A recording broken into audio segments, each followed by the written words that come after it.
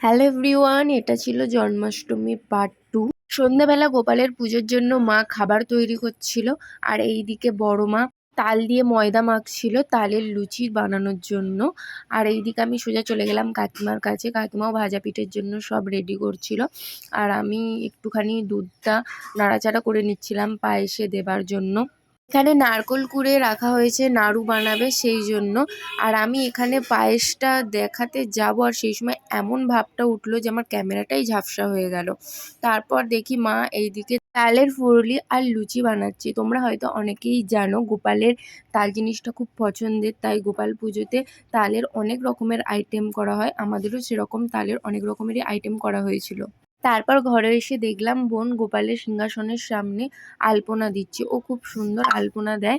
ও যেহেতু আঁকা শেখে, তো খুবই সুন্দর আলপনা দেয়।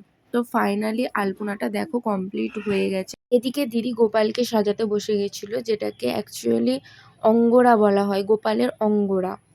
আর ফাইনালি আমাদের গোপু সোনা রেডি হয়ে গেছে, নতুন জামা কাপড় মুকুট পরে পুরো একদম রেডি হয়ে গেছে। এবার আমাদের গোপাল সোনাকে সিংহাসনে বসানোর পালা।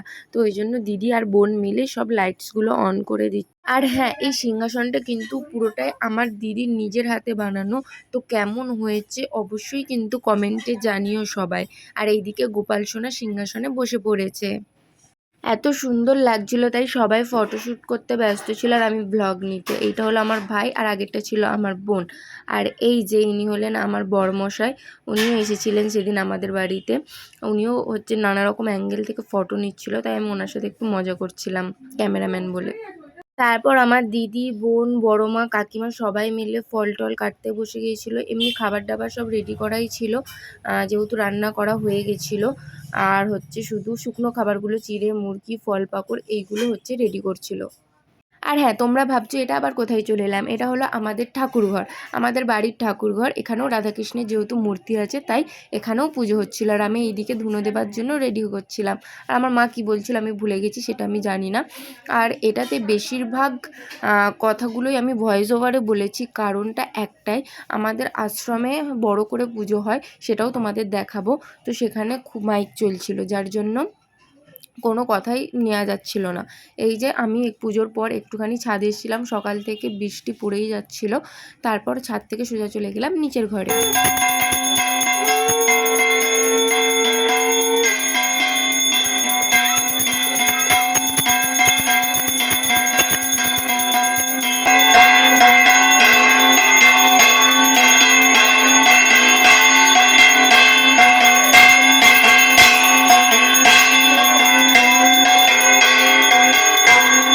এবার আসি আসল একটা জিনিসে। এই আলপনাটা কে দিয়েছে, আলপনা বলা চলে না, যাই হোক, কে দিয়েছে আশা করি তোমরা গেস করতে পারছো। আর একটা জিনিস দেখলে আরোই গেস করতে পারবে, এই যে পায়ের ছাপ। আলপনাটা দিয়ে তার ওপরে লাফিয়ে আবার পায়ের ছাপ দিয়েছে। তো এটা কে করেছে বুঝতে পারলে অবশ্যই কমেন্টসে জানিও। আর তারপর দেখো আমরা পুজোর ডালি নিয়ে চলে গেলাম আমাদের আশ্রমে পুজো দিতে। বলেছিলাম না ওখানেও খুব বড় করে পুজো হয় কৃষ্ণের।